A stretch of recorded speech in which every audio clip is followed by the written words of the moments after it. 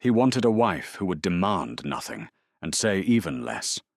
A mute orphan was the perfect pawn to secure his lineage without risking his frozen heart.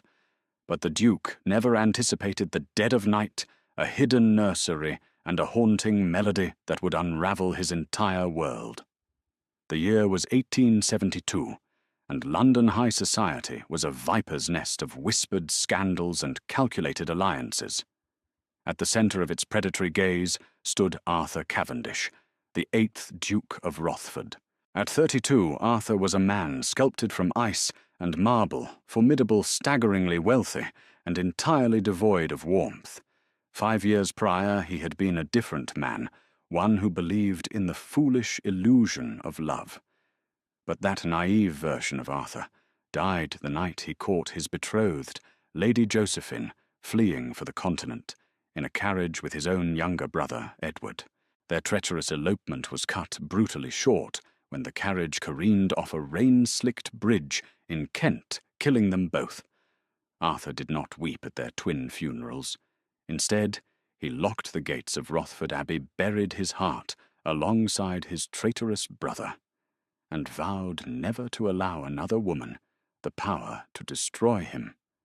Yet the duchy required an heir. The Cavendish line could not end with him. His mother, the Dowager Duchess of Pembroke, sent endless parades of debutantes to his London townhouse, chattering, desperate girls reciting poetry they didn't understand, flashing smiles that did not reach their eyes. They wanted his title. They wanted his estates. They wanted the very soul he no longer possessed. Arthur despised them all. He realized that if he were forced by the heavy hand of duty to take a bride, she would not be one of these grasping aristocrats. He needed a vessel for his legacy, not a companion. He wanted absolute, uninterrupted silence. His twisted solution brought him to the bleak wrought-iron gates of St. Jude's Asylum for Orphaned Girls in the slums of Whitechapel. The matron Mrs. Agatha Gable, a severe woman smelling of lye and boiled cabbage, nearly fainted when the crest of the Duke of Rothford appeared on the carriage door. When Arthur coldly stated his grim request, a girl of marriageable age, healthy but utterly incapable of speech, Mrs. Gable thought it was a cruel jest. But the heavy bag of gold sovereigns dropped onto her rotting wooden desk silenced her objections. "There is one, Your Grace."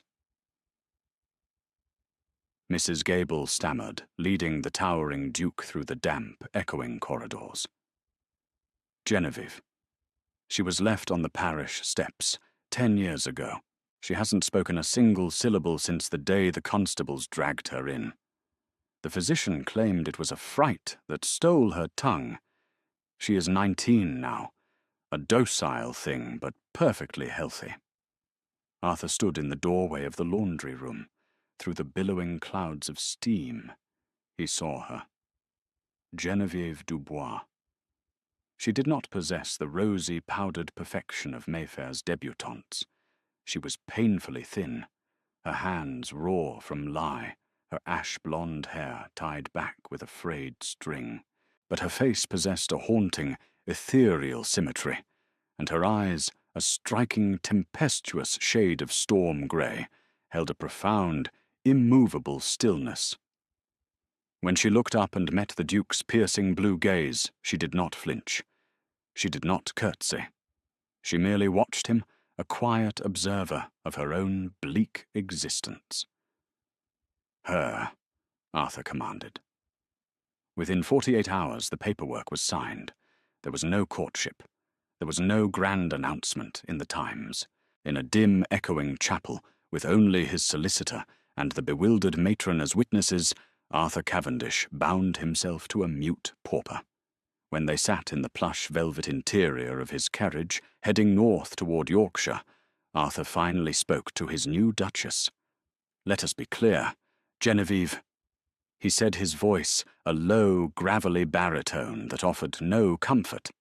"You have been elevated from the gutter to the highest echelons of the peerage. In exchange, I require only 2 things, your obedience and a son. Do not expect affection. Do not seek my company unless I summon you. We will live our lives apart, and in return, you will never know hunger or cold again. Nod if you understand." Genevieve sat perfectly upright, her delicate hands folded in the lap of her stiff new travelling gown. For a fleeting second, Arthur thought he saw a flash of sorrow in those storm-grey eyes, a deep, knowing melancholy that made his chest inexplicably tight. But the moment passed. She dipped her chin in a single obedient nod. The bargain was struck. Life at Rothford Abbey was as suffocatingly silent as Arthur had promised. The sprawling Gothic estate, with its imposing gargoyles and endless shadow-draped corridors, swallowed Genevieve whole. Yet to the profound shock of the estate staff, the new Duchess did not cower. Without a single spoken word, Genevieve began to breathe life into the mausoleum Arthur called home. She communicated through graceful gestures and notes, written in a surprisingly elegant looping script.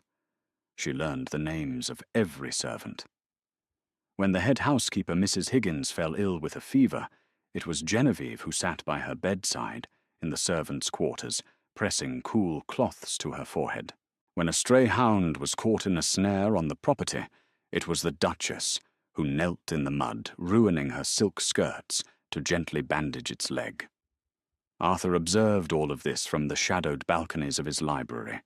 He watched his silent wife move through his home, like a ghost of spring, thawing the frost that had covered the abbey for 5 years. He told himself it was mere curiosity that kept his eyes fixed upon her. He told himself the strange, erratic beating of his heart when she offered him a timid, gentle smile across the dinner table was just exhaustion. He was a man made of stone, and stone didn't feel. By the winter of 1873, society could no longer ignore the scandal of the Duke of Rothford's bizarre marriage. The whispers in London eventually bled into Yorkshire, culminating in an unavoidable invitation. The Duke and Duchess of Somerset, the neighbouring estate, were hosting a grand Yuletide masquerade, and Arthur's absence would be seen as a sign of weakness. "We are attending," Arthur told Genevieve in her chambers, handing her a velvet box containing the Cavendish family diamonds. "Keep your mask on. Stay by my side. Let them stare. They are nothing but vultures waiting for a carcass to pick apart." Genevieve wrote on her small slate, "I will not shame you."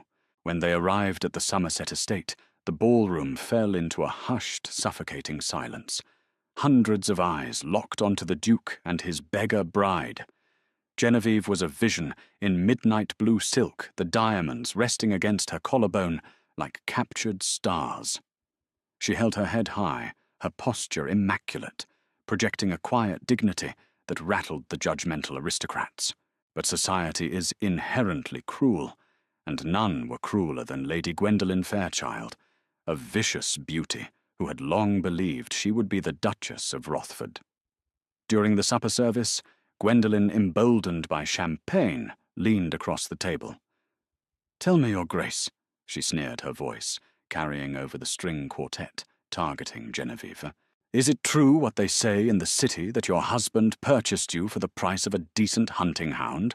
It must be terribly frustrating for the Duke having a wife who cannot even grunt in gratitude."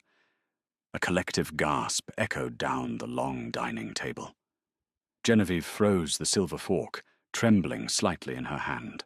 Her storm-grey eyes dropped to her plate, her cheeks burning with humiliation.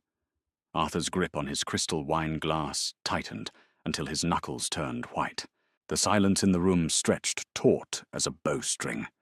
He had promised himself he would not care for this girl. She was merely an arrangement. But looking at Genevieve's bowed head, a sudden blinding rage surged through his veins. Arthur stood up slowly. His chair scraped violently against the marble floor. "Lady Gwendolen." Arthur's voice was lethally soft, yet it cut through the room like a physical blade. "My wife's silence is a virtue you would do well to study. In the few months she has graced my home, she has shown more nobility.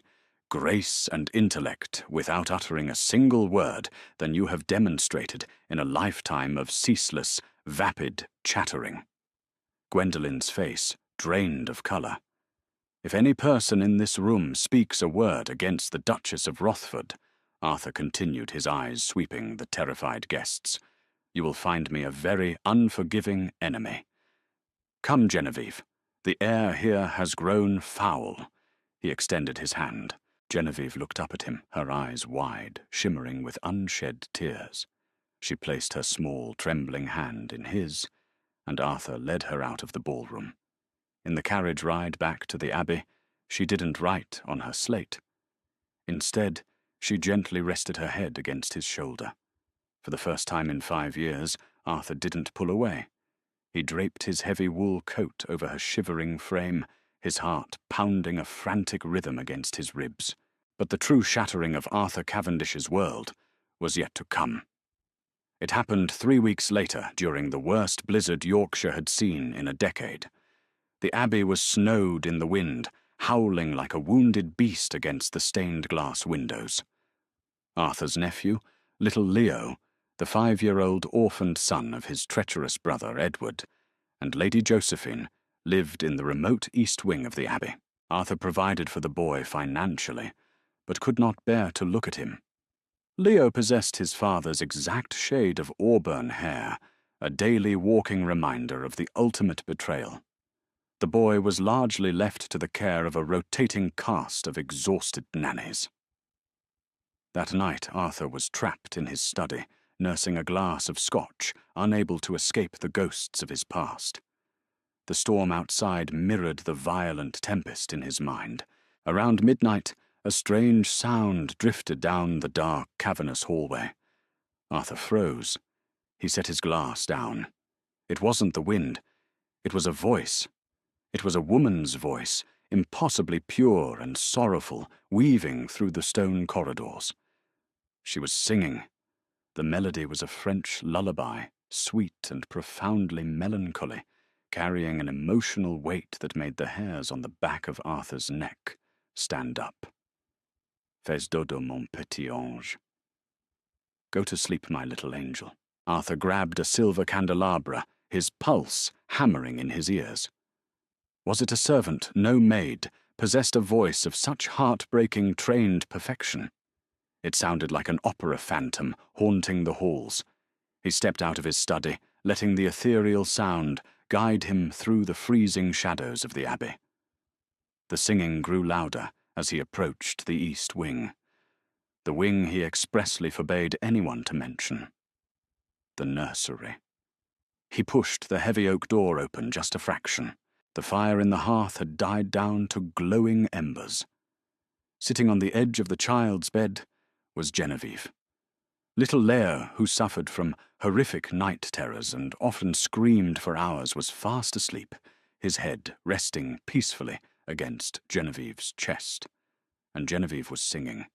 Her lips moved, producing a sound so flawlessly beautiful, so filled with raw, aching love, that Arthur felt the air leave his lungs. It was not a croak. It was not the rusted sound of a vocal cord unused for a decade. It was the voice of a siren, rich and melodic, steeped in a history Arthur knew absolutely nothing about. Ton chagrin s'envolera avec la nuit. Your sorrow will fly away with the night. She stroked the sleeping boy's auburn hair, tears silently tracking down her own porcelain cheeks as she sang into the darkness, believing herself completely alone. Arthur stood in the doorway, paralyzed. The mute orphan he had married to avoid love, the silent pawn he had brought into his home, could speak. She could sing. A fierce, terrifying cocktail of emotions violently seized Arthur's chest, betrayal, awe, and an undeniable, overwhelming realization that he had already fallen desperately in love with her. But as the last beautiful note of the lullaby faded into the storm, a darker, far more dangerous question anchored itself in the Duke's mind. If Genevieve had possessed this magnificent voice all along, why had she chosen the brutal, punishing life of a mute for 10 years? What unspeakable terror was his wife, hiding from Arthur, stepped out of the freezing shadows and into the dim amber light of the nursery hearth. The floorboards groaned beneath his boots. Genevieve gasped. The hauntingly beautiful melody snapped instantly into silence. She spun around, her storm-grey eyes, wide, with a sheer, unadulterated terror that Arthur had never seen before. She instinctively threw her arms over little Leo, shielding the sleeping boy, as if expecting a physical blow. She was trembling violently, her chest heaving as she stared at the towering figure of her husband. For a long, agonizing moment, neither moved. The only sound was the savage howling of the Yorkshire blizzard, battering the window panes. Arthur's mind was a battlefield. He had built his entire existence upon the foundation of her silence. He had purchased a ghost. Yet here stood a woman of flesh, blood, and spectacular secrets. He looked at her not with the fury of a betrayed lord, but with a profound, aching realization that she had suffered far more than he ever had. "You can speak," Arthur said. His voice was not the commanding boom of the Duke of Rothford, but a fractured, hoarse whisper. 10 years, Genevieve. 10 years in that wretched asylum, scrubbed raw by lie, beaten for your muteness. Why? Genevieve pressed her back against the headboard, tears spilling over her lashes. She opened her mouth, but the habit of silence was a heavy iron chain. She choked on the air, shaking her head, frantically reaching for the small chalkboard she kept in her apron pocket. Arthur crossed the room in 3 long strides. He knelt beside the small bed. For the first time since their hollow wedding day, he reached out and gently caught her trembling hands, pulling them away from the slate. His touch was warm, anchoring her in the freezing room.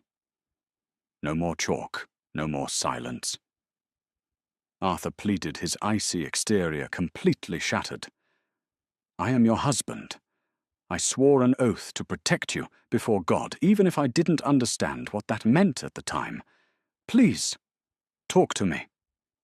Genevieve looked into his piercing blue eyes. For months she had seen the hidden sorrow behind his cold mask. She had seen the man who bandaged hounds' paws and financially supported his traitorous brother's son. She took a shuddering breath. They will kill me." The words were fragile, heavily laced with a beautiful, distinct French accent. The sound of her speaking voice sent a fresh tremor down Arthur's spine. "No one will touch you," Arthur vowed, his grip tightening. "Who, Genevieve? Who did this to you?" With her hands, still encased in his Genevieve's walls, finally crumbled. The story spilled from her lips like water from a broken dam. She was not Genevieve Dubois, a nameless pauper. She was Genevieve de Marly, the sole surviving daughter of Charles de Marly, a prominent French financier and diplomat who had resided in Mayfair. In the winter of 1862, her father had uncovered a massive treasonous embezzlement ring within the British Exchequer, a conspiracy that was siphoning Crown funds to arm radical separatists on the continent. "My father planned to take the ledgers to the Prime Minister," Genevieve whispered, her tears falling onto Arthur's knuckles. "But he was betrayed. I was 9 years old. I was hiding in the library reading by the hearth when they broke in." Arthur listened in horrified silence as she recounted the nightmare. She had watched through the slats of an oak cabinet as a powerful English lord and his thugs brutally murdered her mother and father. "The leader, he demanded the ledgers. When my father refused, he slit his throat." She sobbed. "Before they left, the lord noticed my dropped book. He told his men to search the streets for the little French girl. 'If she speaks, she hangs us all. Find her and cut out her tongue,' he said. She had fled into the frozen London night, scrubbing her fine clothes in mud, hiding in the filthy alleys of Whitechapel. When the parish watchman found her, she realized her French accent was a death warrant. If she spoke, the powerful men hunting her would find her. so she chose the absolute safety of silence. She became a mute, nameless orphan. Who was the man, Genevieve? Arthur's voice was a low, lethal growl. The protective fury rising in his chest was absolute. "Give me his name." Genevieve trembled, closing her eyes. "Lord Richard Danvers, the Viscount of Carlisle." Arthur's blood ran cold. Lord Danvers was not just a powerful peer. He was the Queen's appointed master of the hunt. He was a man deeply embedded in Arthur's own social circle. In fact, Danvers was on the guest list for the upcoming spring equinox hunt at Rothford Abbey. "He is coming here next month," Arthur realized aloud, his jaw clenching. "You must cast me out, Arthur," Genevieve begged, gripping his coat lapels. "If he sees me, if he recognizes my eyes or hears my voice, he will ruin you. He will kill Leo. Please let me disappear." Arthur looked down at the woman who had brought light into his dead world. He looked at little Leo, sleeping peacefully under her protection. The frozen Duke of Rothford, who had sworn never to love again, leaned forward and pressed his lips gently against Genevieve's forehead. "You are a Cavendish now," Arthur whispered fiercely against her skin. "And we do not run from monsters. We hunt them." Over the next 4 weeks, Rothford Abbey transformed from a place of mourning into a fortress of calculated vengeance. Outwardly, the Duke and his mute Duchess prepared for the lavish spring equinox hunt. Inwardly, Arthur was a man at war. He broke his own rules of isolation, engaging in a dangerous game of correspondence. Relying on Genevieve's precise memories, Arthur hired a brilliant young detective from Scotland Yard, Inspector Frederick Aberline, funding a secret excavation of the old de Marley estate in Mayfair. Hidden beneath the floorboards of the ransacked library, exactly where Genevieve said her father had stashed them, Aberline found the blood-stained ledgers from 1862, the evidence against Danvers. The ledgers. Detailed accounts of Crown gold being shipped to French radicals bearing Danvers' signature. The murder weapon, an ornamental dagger left at the scene, traced back to the Carlisle armory. The witness Genevieve de Marley, ready to break a decade of silence. By the time the carriages of high society rolled up the gravel drive of Rothford Abbey in early April, Arthur's trap was set. The grand dining hall was a spectacle of gilded candelabras and extravagant wealth. Lord Richard Danvers sat to Arthur's right, boasting loudly of his recent investments, unaware of the noose tightening around his neck. Genevieve sat at the opposite end of the table, wearing a high-collared gown of crimson velvet, playing her part as the silent, submissive wife. However, as the evening progressed, Danvers' eyes kept drifting toward the Duchess. The candlelight caught the striking storm-grey hue of her eyes. A flicker of unease crossed the older man's face. After dinner, the men retired to the billiard room, while the ladies took to the drawing room. But Genevieve, following Arthur's strict instructions, slipped away into the dimly lit portrait gallery. Danvers, whose paranoia had been gnawing at him since dessert, followed her. Arthur watched from the shadows of the balcony, Inspector Aberline, and 3 armed constables waiting in the adjacent corridor. "A tragedy, your condition, your grace," Danvers said, smoothly stepping into the gallery and blocking Genevieve's exit. He stepped closer, his eyes narrowing as he scrutinized her bone structure. "Though I must say, you possess a remarkable familiarity. Did you have family in London before the asylum?" Genevieve stood her ground. Her heart battered against her ribs, but the terrifying little girl from the cabinet was gone. She was the Duchess of Rothford. "I asked you a question, girl," Danvers snarled, dropping his aristocratic facade. He grabbed her wrist, his grip bruising. "Look at me." "I have looked at you for 10 years, Lord Danvers," Genevieve said. Her voice, melodic and undeniably French, echoed like a gunshot in the quiet gallery. Danvers recoiled as if he had been burned. The colour drained completely from his face as the ghost of Charles de Marley's daughter materialized before him. "You You are dead. You died in the slums. My father's blood is still on your hands," she said, her voice steady and piercing. Danvers reached inside his tailored coat, pulling a silver-handled pistol, his eyes wide, with a cornered rat's panic. "You French whore! I'll finish what I started. Click." I highly doubt that Richard, Arthur's voice, boomed from the darkness. Arthur stepped out from behind a marble bust, his own heavy Webley revolver, levelled directly at Danvers' chest. At the same moment, the heavy mahogany doors burst open.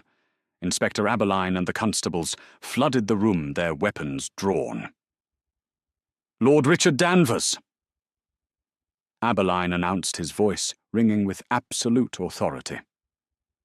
"You are under arrest for high treason against the Crown and the murders of Charles and Marie de Marley. We have the ledgers. The game is up." Danvers looked from the constables to the merciless barrel of Arthur's gun. The Viscount's arrogance shattered. The weapon slipped from his trembling fingers, clattering onto the marble floor. As they bound Danvers in irons and dragged him screaming through the grand halls of Rothford Abbey in full view of the horrified aristocratic guests, Arthur lowered his weapon. The adrenaline began to fade, replaced by an overwhelming wave of relief. The gallery cleared, leaving only the Duke and his Duchess. The silence that fell between them was no longer oppressive or cold. It was the peaceful quiet after a devastating storm. Arthur holstered his gun and closed the distance between them. He gently took the wrist Danvers had bruised his thumb, tracing the red mark with infinite tenderness. "It is over," Arthur murmured, his eyes searching hers. "You never have to hide again, Genevieve. You have your voice. You can go anywhere. You can return to France, reclaim your family's estate. I will fund it all. You are free." Genevieve looked up at the towering, formidable man who had torn apart the aristocracy to avenge her. She reached up her soft hands, framing his sharp jawline. "You foolish man," she whispered, a tear slipping down her cheek, but a radiant smile breaking through her sorrow. "Do you not understand? I sang to Leo because I saw a child in pain. But I spoke to you because I realized I was already in love with you. I do not want France. I want my husband." Arthur's breath hitched. The thick ice that had encased his heart for 5 long years cracked, shattered, and melted entirely. He pulled her against his chest, burying his face in her ash-blonde hair, breathing in the scent of rosewater and rain. When he finally kissed her, it was not a cold bargain or a silent obligation. It was a fiercely passionate promise of forever. The following spring, the high society of London was forced to accept a new reality. The Duke of Rothford was no longer a reclusive phantom, and his wife was not a mute beggar. Together they legally adopted young Leo, raising him not as a reminder of betrayal, but as a beloved son. And every night the grand halls of Rothford Abbey were filled with the joyous echoes of laughter and the sweet, unbroken melody of a French lullaby. Did this sweeping tale of secrets, revenge, and a love that thawed a frozen heart leave you breathless? If you loved the Duke and Genevieve's journey from a silent bargain to an unbreakable bond, please hit that like button, share this video with fellow historical romance lovers, and don't forget to subscribe to our channel for more thrilling, dramatic audio stories that bring history and passion to life. Leave a comment below on your favorite twist.